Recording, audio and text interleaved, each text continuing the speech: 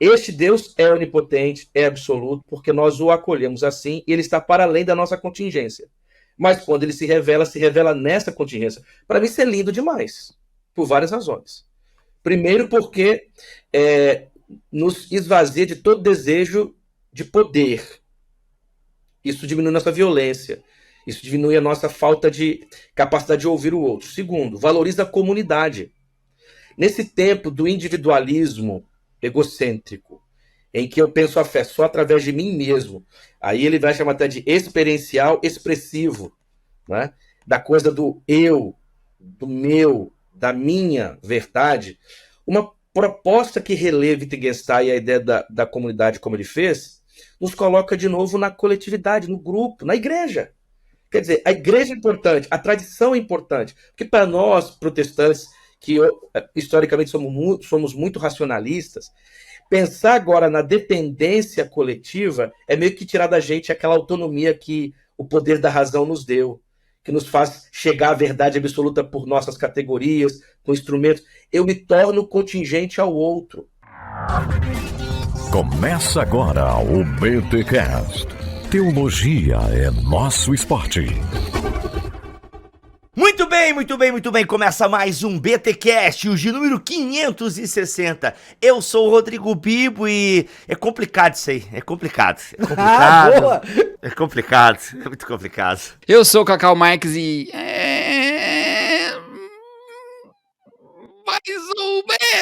Mais ou menos.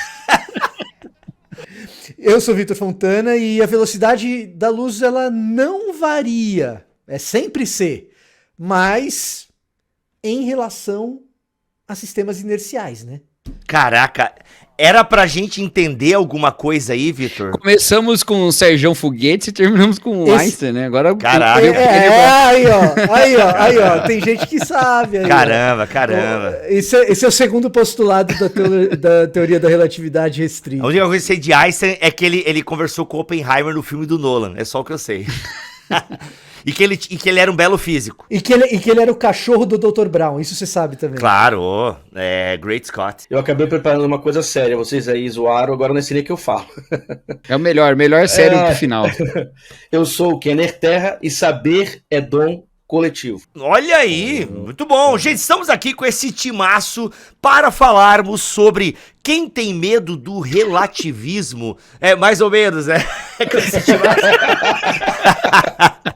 Agora eu tô aproveitando que tem vídeo agora, velho. O Cacau descobri um novo podcast agora, um novo VTcast. Exato. Então, a gente tá aqui reunido para falar sobre quem tem medo do relativismo de J.K.A. Smith, tá? Lançamento aí da Thomas Nelson Brasil. Mas, gente, vamos lá, vamos começar logo.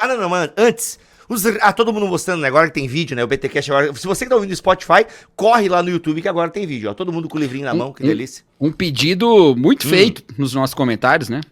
A galera pede muito pra ter BTcast em vídeo. Exato. Então você que pediu, você tem a obrigação de assistir a gente no YouTube, de verdade. Vai lá, eu não vou botar vídeo no Spotify, eu me recuso a botar vídeo no Spotify, tá bom? Então vem ver a gente aqui, essa galera bonita aí e o Bibo no vídeo do seu YouTube, tá bom? Antes os recados paroquiais. E nos recados paroquiais essa semana, galera, é o seguinte, estamos nos aproximando do primeiro BTD internacional. Se você é das Europa, se você mora na Europa, faz um esforço. Eu sei que a Europa é muito grande, tá, galera? Mas assim, ó, se você mora próximo de Londres, assim, 2 horas de viagem, 3, consegue pegar um aviãozinho, quem sabe, faz um esforço relacional para estar com a gente no dia 13 de julho. Eu, Cacau Marques, Vitor Fontana, Alex, André Heinck e Alexandre Melhoranza estaremos no BTD Londres no dia 13 de julho, que vai acontecer bem no centro de Londres, numa igreja linda. Galera, um evento teológico de primeira qualidade vai acontecer na cidade de Londres. E eu queria muito a presença de vocês que estão aí espalhados pela Europa. Façam um esforço relacional para estar com a gente no dia 13 de julho. Dia 13 de julho. Vamos estar em Londres, no BTD. Aliás, até depois você se informa e entra em contato, porque eu e o Cacau vamos pregar na Igreja Abundante Vida também, ali na região. Vamos estar com uma agenda bem legal ali. Então, faz esse esforço para estar com a gente em Londres. Gente, é uma cidade linda, já aproveita daquela turistada, tá bom? BTD em Londres, dia 13 de julho. Eu espero demais vocês lá. E quero aproveitar também para avisar vocês que nós estamos com um curso sobre a pessoa do Espírito Santo. Sim, um módulo incrível sobre a pessoa do Espírito Santo. Quem é o Espírito Santo, como ele distribui os seus dons, os dons ainda são para hoje, como entender o dom de profecia, muita coisa legal num curso com mais de 5 horas de conteúdo, aulas transcritas, e-books, ou seja, um material complementar, um curso redondinho sobre a pessoa e a ação do Espírito Santo. Se você quiser adquirir esse curso, aproveita que nós estamos com uma promoção neste curso. Você vai clicar no link que está aqui na descrição deste BTcast, tanto em bibotalk.com como também no YouTube, para adquirir esse curso sobre a pessoa do Espírito Santo. Eu, Cacau Marques e Guilherme Nunes ministrando as aulas, com participação, é óbvio, de Gutierrez Siqueira. Então, vem aprender sobre o Espírito Santo e a sua atuação na igreja neste curso, a Teologia do Espírito Santo, que é promovido pela Escola Bibotalk de Teologia, tá bom? Adquire esse curso, vem aprender mais sobre a pessoa do Espírito Santo. Eu tenho certeza que você vai ser, assim, uma grana muito bem investida, umas 5 horas que você vai aprender, assim, uma linguagem simples, clara, objetiva. Então, vem estudar o Espírito Santo com a gente, tá bom? Na Escola Bibotalk de Teologia, o link tá aqui na descrição. Meus amigos, estamos aqui numa tarefa que eu considero, talvez esse BTcast aqui é aquele BTcast turbo lá do Vitor Fontana, uma ideia do Vitor. Mais ou menos, depende, né, Vitor? Que é... Não sei, a gente vai ver. Vamos ver agora. Não, porque envolve filosofia, de alguma forma. E quando envolve filosofia, às vezes a galera fica, né, tipo, mano, filosofia, eu vou entender alguma coisa. Mas eu queria então, gente, começar a fazer uma pergunta bem básica, assim, fácil de vocês responderem. Eu acho que vocês vão tirar de letra essa pergunta, mas o que é o relativismo e por que os cristãos conservadores têm medo dele? Ao ponto do Smith ter essa incomodação e aí escrever sobre isso. Aliás, escrever, dar palestras, né? Tanta coisa que o Smith fez em cima desse tema. E aí, quem se arrisca a começar a responder essa pergunta, Kenner Terra? Bom, assim, como você disse, Bibo, a discussão é filosófica, especificamente filosofia da linguagem. E quando a gente fala de filosofia da linguagem, a gente está lidando com o conceito de sentido, como as coisas significam, como a linguagem constrói o mundo, se a linguagem ela é capaz de descrever a realidade de maneira direta ou não. Durante um tempo se acreditava que a linguagem poderia, por exemplo, o conceito poderia descrever a realidade tal qual como a realidade é. Com a virada linguística, pensamento pós-metafísico, isso que o pessoal também chama de pós-modernidade ou contemporaneidade, se percebeu que haveria, ou que há, né, uma ruptura de referencialidade, de referência, ou seja, a linguagem não reflete diretamente, exatamente, a realidade. É aí que entra a discussão sobre o tema do relativismo. Então, quer dizer que, se a linguagem não reflete diretamente a realidade, as afirmações sobre a realidade são relativas. Aí, do ponto de vista do senso comum, relativo como intersubjetivo, minha vontade, do jeito que eu quero. Então, qualquer verdade, qualquer coisa que se fale, se tudo é relativo, tudo é possível. O J.K. Smith, ele vai fazer o seguinte, ele vai afinar o conceito, vencendo esse senso comum, utilizando os pragmáticos da filosofia da linguagem, né? Wittgenstein, Roth, que vão pensar o sentido a partir do que é coletivo, da comunidade. Então, relativo aqui quer dizer em contato com o outro. Então, o saber, ele está ligado a outros, a grupos, relativo a alguma coisa. Então, ele vai apresentar um conceito de relativismo que nós não estamos acostumados a ouvir no senso comum. Tá, Kenner, vai lá, Vitor, porque eu acho que o Kenner já, né... Segura, puxa, porque eu quero entender o perigo disso aí, né? Porque a forma que tu apresentou o relativismo do ponto de vista do Smith tá bacaninha, eu até acho legal, bacaninha.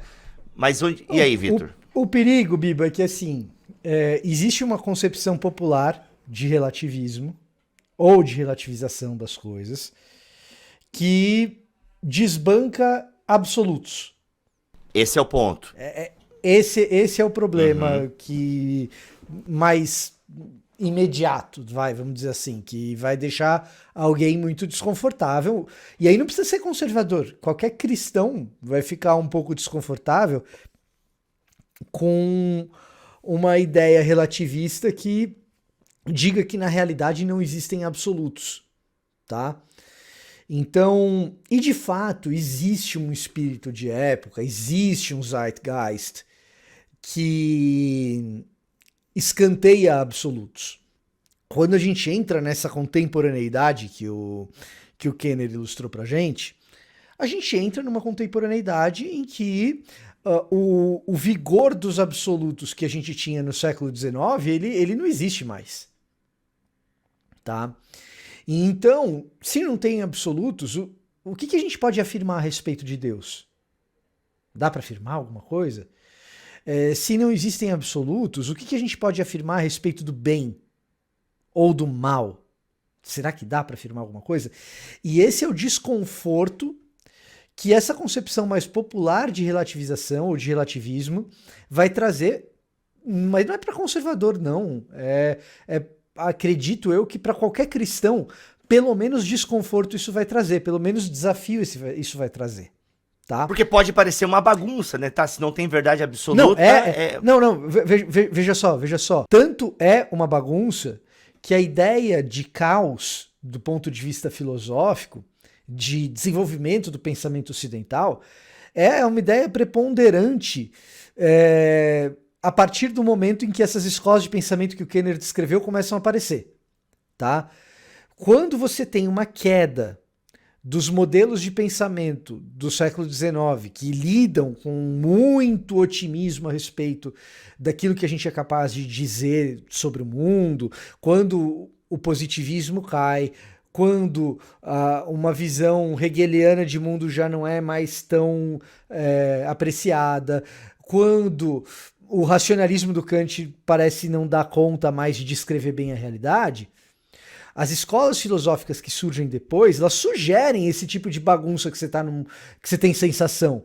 Talvez você pense numa bagunça moral, e essa, de novo, é uma concepção mais popular de relativismo. Se a gente relativiza tudo, pode qualquer coisa. Então a gente vai pensar num relativismo moral, mas não só, na epistemologia mesmo. Quando você tem esses bastiões da modernidade perdendo as estruturas, balançando nas estruturas na entrada do século XX, o que surge são múltiplas respostas, nenhuma delas muito satisfatória, cada uma apontando numa espécie de direção, numa espécie de bagunça, se você quiser, ou de caos epistêmico. Baguncinha filosófica, baguncinha filosófica, uma baguncinha filosófica. Você vai ter, num certo sentido então você vai ter o Ortega y Gasset, pelo menos na segunda fase dele, apontando para um lado perspectivista. Então o importante é a gente colher diversas perspectivas e talvez cada um desses olhares acabe formando uma parte mais completa de todo. Aí você vai ter a fenomenologia de outro lado, aí de um outro lado você vai ter o pós-estruturalismo que conversa mais com essa questão linguística que o Kenner trouxe, melhor dizendo, né? E você vai ter, do outro lado, existencialismo. E tudo isso surgindo ao mesmo tempo, nenhuma dessas respostas muito satisfatórias. E talvez o que capture melhor essa essência de que tem algo muito bagunçado seja a literatura. Mais até do que a história da filosofia, você vai pegar a literatura das décadas de 30, 40, 50, 60, 70... e vai estar muito revelado esse desconforto dentro dos próprios criadores de arte desse período, em relação a se tem uma verdade mesmo, se não tem. Então, se você pegar Samuel Beckett, James Joyce, o próprio Sartre com Entre Quatro Paredes, que eu sei que o Cacau gosta, né, Cacau? Tá todo mundo perdido com essas câmeras aqui agora. Não, mas eu acertei. Acertou. Mas olha pra tua, olha pra tua que tá tudo certo. O próprio Sartre, com Entre Quatro Paredes, acho que mais célebre de todos, que o pessoal conhece mais, o Kafka com a ideia de absurdo, tanto no processo quanto em A Metamorfose, refletem... Camus. Albert Camus, né? Eles refletem esse desconforto com... Cara, se não tem absoluto, tem o quê, então? Então, assim, relativismo é um problema. Ele não é uma coisa... O que o Smith vai propor existe um jeito de olhar para ele que pode ser que ele não seja tão assustador assim. Agora, dizer que relativismo não é um problema um ignorar problema. o desconforto. É um problema. É ignorar o desconforto. É ignorar o desconforto epistêmico que está presente no século XX, em toda a produção intelectual do século XX, nos proponentes da pós-modernidade e nos seus críticos. As pessoas vão dizer que o relativismo não é um problema, até as pessoas que dizem que há um problema no relativismo começarem a falar que cada um tem uma opinião diferente sobre uma vacina de uma pandemia que tá matando todo mundo. Aí a gente fala assim, peraí gente, isso aí é verdade. Aí o outro lado fala, não, mas cada um tem sua opinião, era o lado que antes estava defendendo o absolutismo, entendeu? Inverte, né? Então eu acho que a gente tem esse desconforto que o Victor falou, mas o que o Smith vai falar é que o problema é a gente tomar, então, a solução para esse desconforto. Ele vai chegar a dizer assim, o relativismo é um perigo? Ele talvez sim, mas o absolutismo é um problema, né? Que é o que às vezes a gente recorre, né? A gente, não, em resposta a esse possível problema, inclusive é um problema aumentado por uma visão bem caricata do que alguns filósofos afirmam, né? Ele vai dizer, não, mas se você pega como alternativa o absolutismo, aí você vai ter um outro problema e talvez até pior, né? Então... Mas assim, eu acho que o ponto talvez seja o conceito de relativismo que o Smith propõe, não é? Porque ele vai no início do livro citar dois autores que defendem essa coisa da referencialidade, fazem uma crítica ao relativismo, só que ele vai dizer o seguinte, ó, essa crítica ao relativismo, o Smith vai dizer, é meio que um espantalho. Em que sentido? Ele vai meio que para a etimologia, assim, relativo a, não é? Ele faz esse jogo. Então, relativo ao quê? O conhecimento é relativo ao quê? Sempre alguém, a alguma coisa. Você não é livre, você não é autônomo, você não tem... Aí ele vai usar a teologia da criação. Você como criatura, você tem dependência, e essa dependência é social, essa dependência é coletiva, essa dependência te coloca numa tradição. É tanto que lá no final da reflexão dele, ele vai entrar no pós-liberalismo, que vai defender o lugar da tradição e da comunidade para o pensamento e para o conhecimento. Então ele vai dizer o seguinte, ó, isso que a gente chama de relativismo, primeiro, é consequência da nossa condição de criatura. Ninguém pode saber qualquer coisa senão a partir de algum lugar, de uma coletividade, de uma tradição. Lá que ele vai usar uma metáfora interessante, né? Ele vai dizer o seguinte, ele vai pegar a questão do êxodo. Assim como os israelitas levaram o ouro do Egito, ele diz, assim eu farei, eu vou pegar o ouro que há nos pragmáticos. E qual que é o ouro dos pragmáticos? De indicar a nossa humanidade. Obviamente que Wittgenstein ou Hort não estão preocupados com discurso criacional, por mais que eles passem por isso, especialmente o Hort, hora e outra. Mas ele sim, então ele diz, bom, já que nós somos criaturas, então o nosso conhecimento, ele tem um limite. Qual é esse limite? O nosso conhecimento, a nossa fala sobre o mundo, o nosso saber, ele diz, não é uma escolha, é uma condição do ponto de vista teológico. Só um ser conhece sem condições, Deus. Então qual é a nossa condição? Ele vai dizer, a nossa condição é o ambiente coletivo, é o grupo, é a tradição, é a coletividade, é a comunidade. Ô pessoal, vamos lá, deixa eu tentar entender um rolê aqui. Acabou, Kenner, a tua exposição? Não quis cortar o teu barato. Não, então volta pro Kenner. Isso, é só para dizer o seguinte, que talvez a visão que o Smith apresenta seja mesmo tentando indicar o que há de melhor nesse conceito. O que há de melhor nesse conceito? A humildade. Quer dizer, somos seres humanos, então o nosso conhecimento tem relação com outros. Quer dizer, eu não posso conhecer do nada, porque eu sou humano, eu não sou atemporal. Então, o meu conhecimento é relativo a alguma coletividade na qual eu estou. Kenner, quando tu fala essa ideia do conhecimento está ligado ao grupo do qual eu faço parte, eu posso trocar a palavra conhecimento pela verdade? Sim. O que eu quero dizer aqui, olha que vocês aqui me ajudem a pensar isso. Porque, igual alguém comentou ali em algum momento, não sei se foi o Vitor ou o Kenner, o Cacau, na verdade, tipo, é a minha verdade, né? Não, essa é a tua verdade em relação a esse assunto. Isso ficou muito comum, né, nos últimos tempos. Aliás, a palavra de 2016, se eu não me engano, a palavra do ano foi, né, pós-verdade. Então, como é que a gente entende? Porque nós somos cristãos e a gente fala de Jesus como a verdade. Então, para nós, né, o conceito verdade absoluta envolve diretamente a nossa fé. Porque quando eu digo que não há verdade absoluta, para mim, para os meus ouvidos, soa, mano, então não há Deus, não há Jesus. Porque Jesus, ele é o caminho, a verdade, né? Então, logo, ele é absoluto. Beleza, isso é um ponto. Mas daí tem o rolê que você tá trazendo aqui, Kenner. Que, de alguma forma, o meu conhecimento ou o meu acesso à verdade, ele tá preso a contingências históricas. Então, essa é a nossa dificuldade. Por isso que falar em verdade absoluta é uma dificuldade por conta da contingência histórica. Eu queria entender um pouquinho melhor esse rolê. Ou não tem nada a ver o que eu tô perguntando aqui, e aí vocês me ajudem. Não só tem tudo a ver, o próprio Smith enfrenta essa pergunta. Ele cita isso. Ele diz assim, porque ouvindo... Por isso que eu acho que esse livro ele é fantástico, assim. Nós já lemos muita coisa sobre isso, sobre o Smith. Esse livro é muito bom por isso. Que, na verdade, é quase que uma síntese do que ele tem dito há muito tempo. Porque ele tem um texto, quem tem medo da pós-modernidade, etc.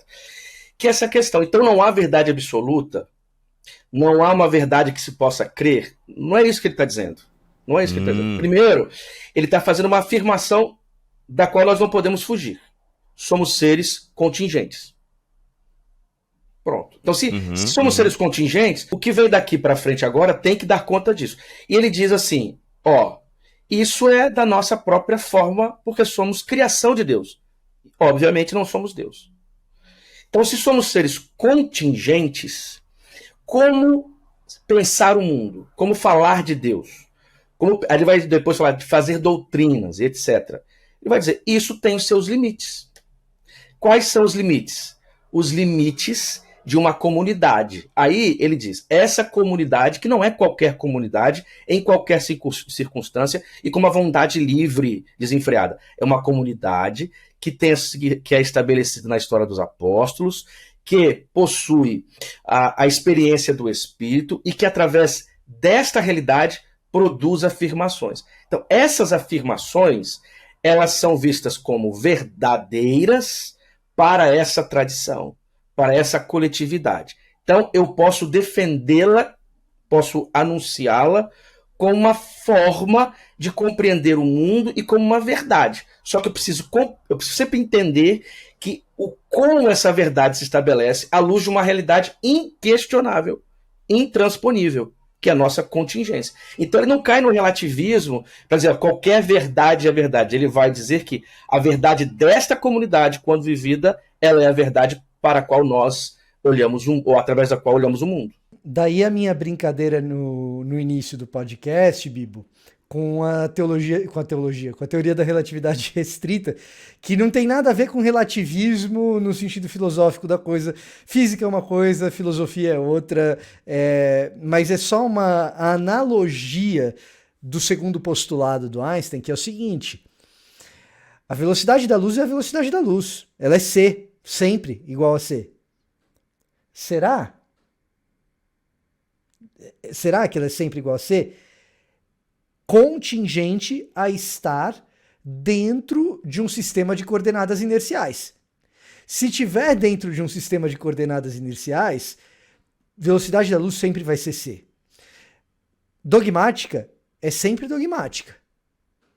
Dentro de uma comunidade de fé que compartilha, e eu acho que talvez essa seja uma das palavras centrais aí, né? Dentro de uma comunidade de fé que compartilha fé. Então a linguagem que ela é contingente, a linguagem que ela não é absoluta na sua descrição da realidade, quando a linguagem acontece dentro de uma comunidade, eu e o Kenner, eu e o Cacau, a gente precisa se entender. A gente precisa se compreender. A gente precisa estar junto. E aí o que acontece? Dentro de um ambiente compartilhado de fé, sim, dogmática é absoluta. Percebe? Postulados dogmáticos podem ser absolutos, dentro de uma realidade de fé compartilhada. Isso não é tão diferente. Isso não é tão diferente das propostas confessionais reformadas do século XVI e XVII. Tá? Quando a gente começa a tentar entender o que é a Igreja Invisível de Cristo, a gente está buscando precisamente essa comunidade de compartilhamento de fé, onde o dogma vale. É bem interessante isso que o Victor falou, porque esse livro ele é o segundo de um tipo de série que o Smith escreve, né? Antes desse Quem Tem Medo do Relativismo, ele escreveu um chamado Quem Tem Medo do Pós-Modernismo, né? E no Quem Tem Medo do Pós-Modernismo, você vai para ler um livro de teologia, encontra um livro de filosofia, e no final você percebe que o tempo todo você estava lendo um livro de eclesiologia. Porque a proposta final para ele é justamente essa, né? Que a realidade comunitária responde bem aos anseios da pós-modernidade. E algo semelhante acontece aqui também, né? Ele vai trazer, ele até chama isso de conservadorismo católico, né? Eu achei bem legal essa nomenclatura aqui, porque essa ideia mas ele chama do conservadorismo católico, não? Qual é a palavra do... Conservadorismo católico, porque ele tá falando que não é porque ele tá falando de relativismo que ele tá fazendo uma apologia progressista, que na verdade nesse diálogo ele é provavelmente o mais conservador de todos, né? Entre ele, o Wittgenstein, o Brandon e o... Qual que é o outro? Rory, né? Ele é o mais conservador. Ele fala que ele tá propondo um conservadorismo católico, né? Então é isso. No final, ele vai trazer para essa proposta, que é essa que o Victor está falando, né? Dessa realidade comunitária em que se realiza isso, que eu acho que é como o Victor claramente bem falou, né? A gente está acostumado a isso, a fazer afirmações confessionais, né? A fazer afirmações de fé com base numa realidade comunitária contingente, né? Contextual ali, né? O difícil é admitir isso, né? Não é fazer, no final, chegar numa confusão e falar assim, tá, essa aqui é a verdade absoluta em todos os tempos, em todos os lugares. Então, né? mas, cara, Cacau, olha só, aí eu vou tentar agora pensar, assim, com a mente bem limitada mesmo, que na verdade é a minha mente limitada sobre esse assunto. Mas, vamos lá, a gente tá falando muito de verdade para essa comunidade, verdade nessa contingência histórica. Mas como é que fica a palavra de Deus, a eterna palavra de Deus? Tudo passará, mas a palavra de Deus não passa. A verdade de Deus que atravessa os séculos. O Espírito Santo, aproveitar que o Kenner tá aqui e é o único que se diz pentecostal aqui da turma, né? Então, assim, mano, como é que fica esse lance, assim? Vocês estão entendendo a dúvida? Cara, mas como assim verdade contingente para uma comunidade? E a verdade, verdades eternas, né? Onde é que ficam as verdades eternas diante... Vocês estão entendendo a minha dúvida? Porque parece que assim... porque dentro dessa fala de vocês é como se eu dissesse assim... Não, então cada comunidade pode ter mesmo a sua verdade. E tá tudo bem. Sobre a primeira pergunta, o que o Smith vai responder? Diz o seguinte: Deus desce a nossa condição. É porque talvez, Bibo, você esteja ecoando a pergunta de muita gente, uma ideia equivocada da nossa condição. É aceitar a nossa condição. Qual é a nossa condição? De contingência. De condição para o conhecimento. Eu acho que pronto, a coisa do pecado, da queda, do ser humano, que para o Smith isso não é sinal de queda a nossa contingência, mas a queda também mostra que somos seres limitados, fracos, frágeis. Ele diz, então, Deus vai se revelar descendo a esse nível. O Espírito vai se revelar descendo a esse nível das nossas limitações comunitárias. Vocês se lembram do exemplo que ele dá do pedreiro?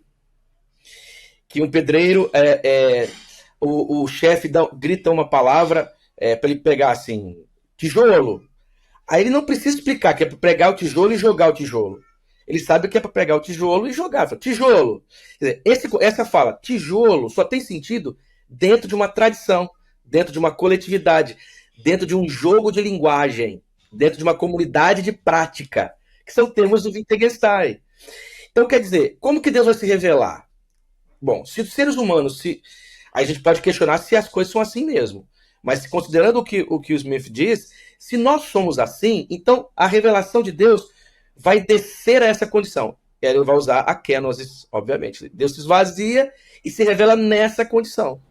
Tá, então, beleza, mas isso lá 2000 anos atrás. Como é que eu acesso essa revelação agora, aqui, na minha contingência, no meu tempo, no meu... Todo mundo vai beber na mesma fonte, é isso? Só que o beber nessa fonte é sempre um beber diferente porque a gente tá num período histórico diferente, é isso? Então, aí é uma das consequências. Só que, veja, não tem limite, é esse o ponto. Qual é o limite? Primeiro, se admite que você está nessa condição. É isso que o Smith faz. Nós estamos nessa condição. Qual é o limite? O limite é a comunidade. O limite é a tradição. O limite é o saber que surge da comunidade. Aí a gente precisa entender que ele está fazendo uma escolha, né, metodológica, que é de uma tradição que valoriza o lugar da comunidade, da coletividade. Por exemplo, como o pensamento pós-liberal, ou a ortodoxia radical, que vai dar esse valor à comunidade. O saber é comunitário. Então, se o saber é comunitário e está condicionado a isso, então as verdades eternas que falaremos, que viveremos, surgirão dessa comunidade. E sim, consequentemente, elas não vão lidar mais com a ideia do absoluto não contingente, mas de absolutos contingentes. Caraca, pois é. Porque, primeiro, a gente tá partindo, quando a gente faz essa crítica, e eu sei que você tá ecoando a crítica normal, né? Até uns anos atrás era a coisa mais comum do mundo a gente ter palestra, ter um monte de coisa sobre pós-modernismo, sobre relativismo e tal, né? E a crítica normal é essa, não, isso aí então não tem verdade absoluta, então todo tipo de vida é num terreno muito maleável, ninguém consegue alicerçar nenhuma convicção, né? E nunca foi assim para ninguém, nem para esses filósofos, né? Então, ninguém diz que não é possível afirmar nada, né? A não ser que você esteja levando a uma ideia, assim, muito maluca de que nada existe, só a sua consciência, né? Ninguém vai falar isso, né? E também é o que ele disse, que a gente ataca um espantalho e depois acha que a gente sai feliz porque ganhou, né? E segundo, porque não é a ideia de que todo mundo pode afirmar qualquer coisa.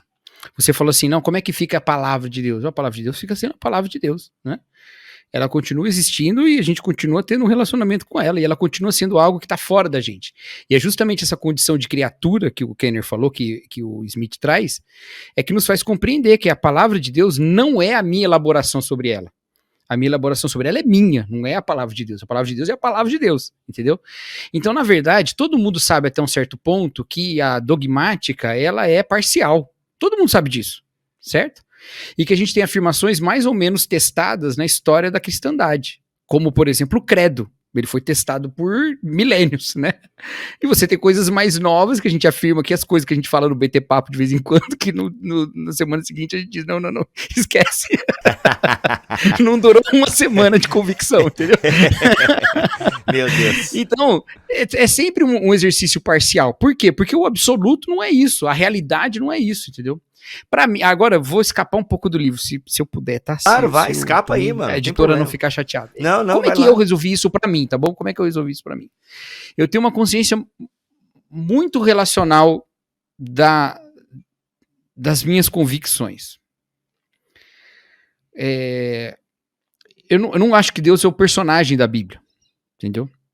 Ele é uma pessoa de quem a Bíblia fala, ou melhor, é uma pessoa que fala através da Bíblia, certo? Mas ele não é um personagem da Bíblia. Então, Deus como pessoa é conhecido como pessoa. O conhecimento que eu tenho de uma pessoa não é o conhecimento que eu tenho de um personagem. O conhecimento que eu tenho de personagem eu adquiro lendo sobre esse personagem. O conhecimento que eu tenho de uma pessoa eu tenho me encontrando com ela, né? Então não tem nenhum problema de dizer que o meu relacionamento com o que eu conheço de Deus na revelação dele é dinâmico, porque o meu relacionamento com qualquer pessoa é dinâmico. Entendeu? Por quê? Porque ele se dá em situações. Certo? Eu não leio a Bíblia dizendo assim, olha que coisas maravilhosas que Deus fez no passado. Eu digo, olha quem é Deus que está comigo hoje. E aí quando eu, por exemplo, passo por uma tribulação muito grande, o texto da tempestade toma um novo lugar para mim. Quando eu sou perseguido por causa da justiça, eu passo a ler o Sermão do Monte de um jeito diferente de quando eu nem passava por isso. Entendeu? Isso é um relacionamento dinâmico. Então não tem como você falar que as situações da vida, inclusive as situações comunitárias partilhadas por um grupo, não marcam a maneira como ele se relaciona com Deus e como ele conhece a Deus. Claro que marcam, porque marca isso no nível individual, não vai marcar no nível coletivo. E aí no nível coletivo, me ajuda a sair do subjetivismo que a gente imagina ser parte inseparável do relativismo. Porque eu estou lidando com uma alteridade ali, que é a percepção do outro. E a percepção que eu tenho de Deus, a percepção que o outro tem de Deus, a gente consegue com isso afirmar a realidade da alteridade divina em relação a nós. Então tudo isso é muito importante. E na verdade, todos nós sabemos disso. Isso aí é o que se fala em todo lugar, toda igreja fala desse jeito. O problema é a palavra. Quando você fala relativismo, quando você fala absolutismo, qualquer coisa, o pessoal treme. Mas na prática, todo mundo pensa desse jeito, todo mundo fala, tem que estudar a Bíblia, tem que estar junto, tem que estar no culto, tem que ouvir a palavra, tem que... Entendeu? Todo mundo fala isso. Mas quando você vai trazer pro conceito, aí o pessoal já fica morrendo de medo, sabe? É porque a gente precisa de espantalho para definir nossa identidade também. A gente define a nossa identidade sempre por adversário. A gente fica levantando inimigo o tempo todo, que é pra gente ficar mais seguro de si. E não precisa disso, entendeu? Caraca, Cacau. O Cacau deu uma pastoral agora aí, mano. É isso. Muito bom. Eu poderia ler um pedacinho aqui do texto que dialoga com o Cacau e responde um pouco a tua pergunta, Bibi, e ajuda as pessoas a entenderem. Fala a página, por gentileza, desse grande livro. Página 142. Já que estamos todos com o livro em mãos. 142. Abram a Bíblia. Abram a Bíblia do Smith. Ó, diz assim, ó. Qual parágrafo, querido? Tem que ser, dá o versículo. O segundo parágrafo aí. Nossa, tá bom, lê aí. Ó. Reconhecer a contingência da revelação de Deus não é eviscerar sua importância ou reduzi-la a uma invenção humana. Olha aí. Entendeu tua crise aí? Olha aí, não, eu só não sei o que é eviscerar, mas eu tô fingindo que eu sei o que é. Aquilo que você faz com o camarão antes de colocar na panela. Exato, tirar, né, as vísceras e tal. Né? Arrancar, tirar. Ok. Deus se revela para, em e sob estas condições. Mas é a revelação do Criador transcendente, incondicional e absoluto.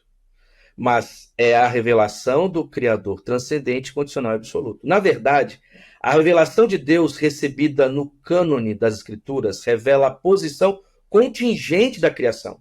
Mas ela só é revelação uma vez que é recebida como proveniente daquele que consideramos não contingente e absoluto.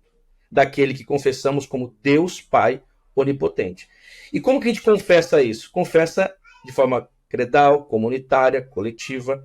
Este Deus é onipotente, é absoluto, porque nós o acolhemos assim e ele está para além da nossa contingência.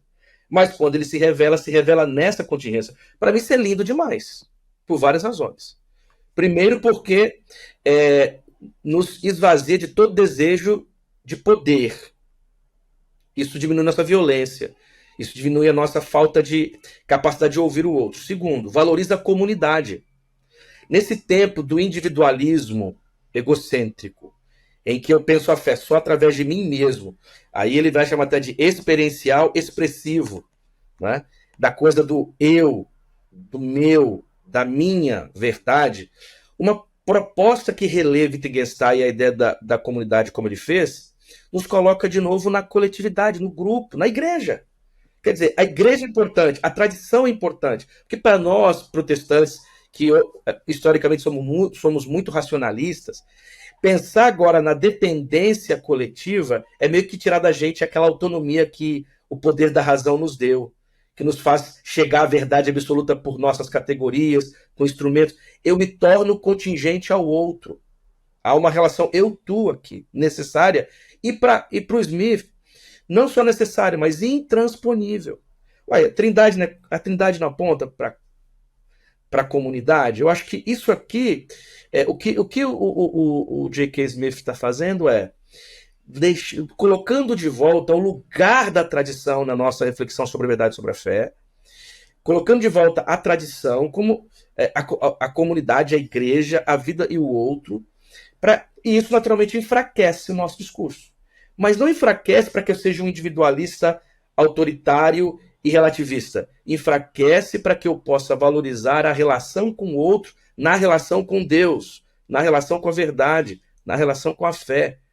Para mim isso é muito pastoral, isso é muito bonito. O que o Kenner está colocando, Bibo, num certo sentido, é que a proposta do Smith é um ataque ao individualismo, não no sentido moral da palavra individualismo, mas no sentido epistêmico. Então, o que acaba acontecendo? O protestantismo tem parte nisso. O ser humano ele fez uma aposta na autonomia subjetiva, na condição do sujeito, do indivíduo, de dizer aquilo que é verdade e aquilo que não é. A essência do método científico é isso, cara. É o sujeito se separando do objeto para dizer aquilo que o objeto é, ou deixa de ser, tá?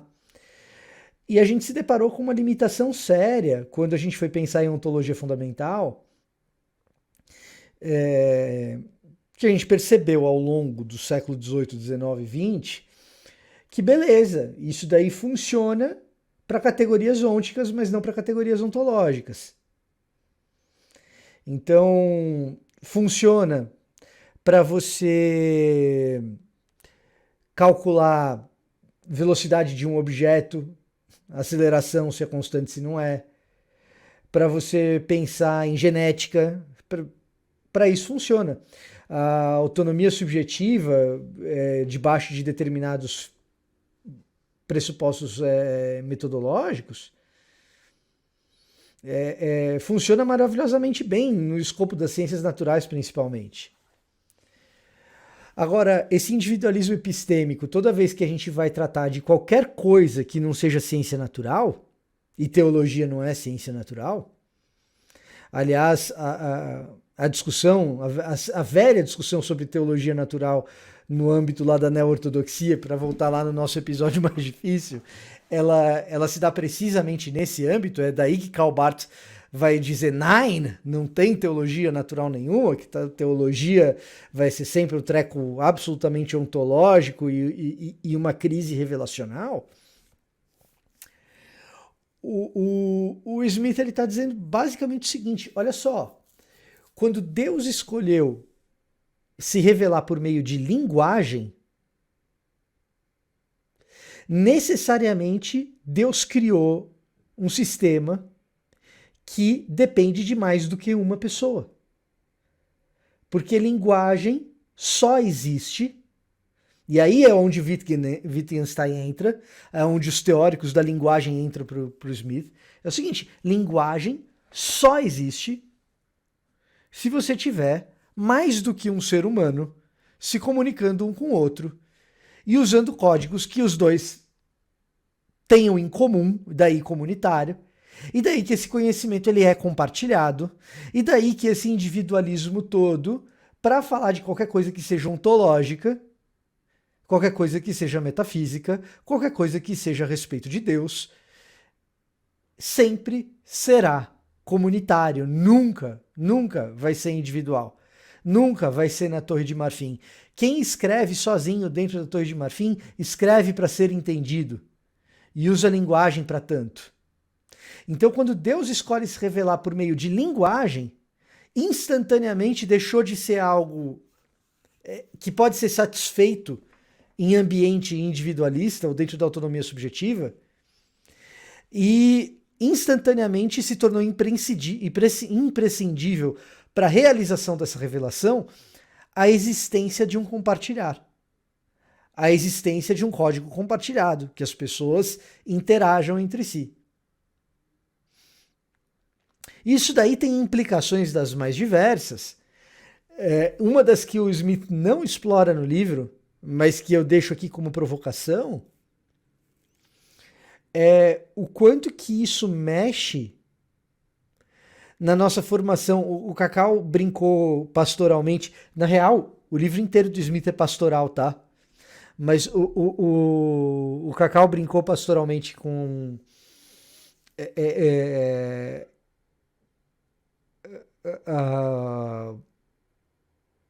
com essa questão toda. Eu iria pastoralmente brincar com outra questão, que é o quanto que isso mexe na nossa identidade, não em relação àqueles que nós nos rivalizamos, mas em relação daquilo que a gente quer formar como identidade individual mesmo e subjetiva. E geralmente a gente deposita no consumo essas necessidades.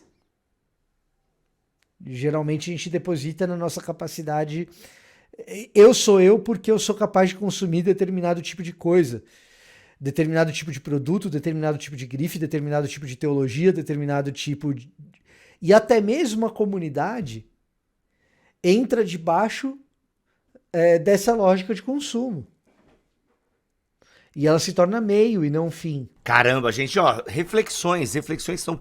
Eu tava pensando aqui, gente, eu não sei se cabe na nossa conversa aqui, mas talvez alguém esteja pensando, tá, beleza, verdade de Deus revelada, contingência histórica, onde é que entrariam comunitária, e onde é que entrariam as heresias comunitárias? Como é que fica, por exemplo... Né, o cristianismo trabalha com o conceito de heresia. Ainda que, infelizmente hoje, essa palavra sai com muita facilidade da boca da galera, e tipo assim, não concordou comigo, é herege, isso é uma burrice histórica. Então assim, mas nós trabalhamos com um conceito de alguma coisa que desvirtua, né, ou de alguma coisa que não reflete essa verdade. Como é que a gente, daria pra gente ter um bloquinho sobre isso? Porque às vezes eu sei que é uma preocupação de gente honesta e tal. Cara, como é que fica a questão do erro teológico? Ou, né, da heresia teológica diante do relativismo, da comunidade, da contingência? O Smith até trabalha isso também, né? Ô, Smith, parece até que Ele tá te respondendo aí, Bibo. Porque, veja, inclusive, deixa eu fazer uma ressalva rapidinho. Eu acho que esse podcast é mais complicado do que o livro, tá, gente? Você tá assustado? O livro é mais muito mais simples. Porque ele, em páginas, ele vai explicando o pensamento de cada um. A gente não tem muito tempo disso, a gente tá meio atropelando, entendeu? E tem uma coisa também, Cacau, que é importante aqui, até com os meus amigos, a gente tá, né, leram recentemente o livro, a gente tá digerindo ainda, né? O Kenner até leu. É uma delícia, inclusive. É uma delícia. Inclusive, o livro indica para cada capítulo um filme. Quer dizer, para perceber como que ele trabalha com... Tem algum Velozes e Furiosos que ele indica? Não, né? Não cabe. Tem Evidências do Amor. Recomendo muito. De todos os filmes. A Garota Ideal. A Garota Ideal. Opa. Porque ele vai inclusive falar o seguinte: o amor diante de uma situação de crise talvez tem mais lugar e diz mais verdade do que a reflexão da realidade. Aí tem que assistir o filme para entender. Mas vamos lá. Vamos voltar para heresia, erro teológico, contingência histórica, verdade absoluta e relativismo. Ele vai propor uma coisa que a maioria dos protestantes não gostam. Um negócio chamado tradição. É porque assim... Foi irônico, né? O protestante ama a tradição, pô. Não gosta não. Não, o protestante não. Não, protestante não gosta. Depende, assim, a maioria dos protestantes não gosta de tradição, né? Na verdade, a gente tem tradição, só nega que tem. Só nega que tem, né? Porque a Bíblia é acima de qualquer coisa, né? Bíblia e tradição não estão... Quer dizer, até a leitura bíblica, ele vai indicar que essa leitura vai ser feita a partir de uma coletividade tradicional. O que é uma tradição? É um conjunto de saberes que a gente herda, que está para além de nós mesmos, na qual nós nos inserimos. Então, nesse processo de formação das nossas afirmações, porque é o seguinte: por que afirmamos tais coisas e deixamos de afirmar outras? Porque estas coisas se perenizaram na nossa tradição. É resultado da nossa fé, não o contrário. Igual o cânon, o pessoal costuma atacar o cânon, né? Porque o cânon foi uma imposição dos concílios. Não, o cânon é resultado da nossa fé. os concílios só afirmaram a nossa fé, afirmaram que as nossas comunidades aceitaram como livros sagrados, e nós entendemos que o Espírito fez isso. Então, como que a heresia surge? A heresia surge como este grupo de saberes que não tem mais lugar na aceitação comunitária. Só que isso historicamente, como diria a nova história cultural, né, numa longa duração. Por isso que a tradição é importante, os credos são importantes, os lugares comuns credais são importantes, porque eles vão fortalecendo esse lugar sólido através do qual a gente pensa a Deus, a gente pensa a vida, a gente pensa a fé, e aquilo que vai se desconectando desse lugar comum, naturalmente, vai sendo tratado como heresia. Por isso que não pode chamar qualquer um de herege. É muito sério isso. Para você desconectar alguém desse lugar comum, é muito sério. Porque aqui no Brasil a gente gosta de chamar todo mundo de herege, né? Herege é sempre o outro, né? Então, assim, isso diminui a nossa sede por sangue, né? Vai diminuir esse negócio de ficar chamando de herege todo mundo na internet, porque depende de uma estrutura sólida e longa que forma uma tradição. Será que essa afirmação realmente não reflete de alguma maneira esse lugar sólido que a tradição preservou? Se não, realmente é um herege. Se sim, eu vou ter que aceitar mesmo que seja diferente de mim em alguns pontos. Muito bom, muito bom. Gente, é isso. Acho que demos aí uma introdução boa ao Quem Tem Medo do Relativismo, lições da pós-modernidade para a igreja contemporânea, de James K. A. Smith, lançamento aí, ó, da Thomas Nelson Brasil. O link para você adquirir está aqui na postagem deste BTcast 560, tanto em bibotalk.com como também no nosso YouTube. Beleza? Muito bom. Ô Bibo, Fala, Cacau. deixa eu falar uma coisa que eu não poderia terminar esse podcast sem falar. Coisa linda isso. Lendo esse livro, eu tive o mesmo sentimento que eu tive quando eu li o outro. É o seguinte, eu acredito, quando eu li, eu terminei de ler, eu falei assim, cara, eu queria ter lido isso quando eu estava na faculdade. Qual faculdade? Aproveita a faculdade, né, faculdade, não seminário, faculdade antes, né? Ah, desculpa, Tato, faz uma diferença de faculdade para seminário, foi mal. É que eu estudei teologia. Mas é porque tem, né? Bom, desculpa. Não, mas o nome do seminário quando eu fiz era faculdade, e agora a mesma instituição chama seminário, né? Tipo assim, então... Meu Deus. Mas tem diferença realmente, o Vitor tem razão, né? Tá bom. Por quê? Porque o Smith fala que o problema do relativismo é que ele cria um problema não para o cristianismo, ele cria um problema mais para um tipo de cristianismo herdeiro do evangelicalismo americano, né? Mais do que para os outros, né? E de fato, para a gente é mais complicado, né? E aí quando você vai lidar com esses outros saberes, aí você às vezes precisava de um estofo intelectual que esses livros de fato oferecem, assim, sabe? Então, quando eu li, eu fiquei com esse sentimento de que, gente, isso teria me ajudado tanto a... Eu não tive, assim, problemas intransponíveis, não, mas a poder lidar, às vezes, até com pessoas, já que recentemente foi dito aí para não mandar crente para a universidade, né, que é um absurdo, né, esse livro ajudaria muito, sabe? Então, você que está querendo ir para a faculdade, ou você está na faculdade, ou você já saiu mesmo, leia esse livro, né, que ajuda bastante mesmo nessa compreensão dessa natureza contingente do nosso conhecimento e também da nossa relação com a revelação. Muito bom. É isso, gente. Obrigado, Cacau, por essas palavras. Obrigado, Kenner, também. Valeu, Vitor Fontana, por compartilharem com a gente conhecimento. E, galera, é isso. O link tá aqui na descrição desse vídeo. Valeu. Deus abençoe. Quer dar tchau, Vitor? Terminou sua redação aí? Pro Enem? Vitor fazendo redação pro Enem? É fácil, né? Kenner, tamo junto, irmão. Tamo together. Valeu. Cacau, ó, gente, eu e Cacau toda sexta-feira com BT Papo, com imagem. O BT Papo já começou com imagem. Aliás, é por causa do BT Papo que o BTcast tá sofrendo essa mutação aí. Por causa do BT Papo. Tá bom? É eu e o Cacau aqui respondendo sempre uma pergunta. Aliás, o podcast de hoje também foi uma pergunta, né? Quem tem medo do relativismo? O Carson. Mentira. É isso, gente. Ficamos por aqui. Voltamos na semana que vem, se Deus quiser e assim permitir. Fiquem todos na paz do Senhor Jesus.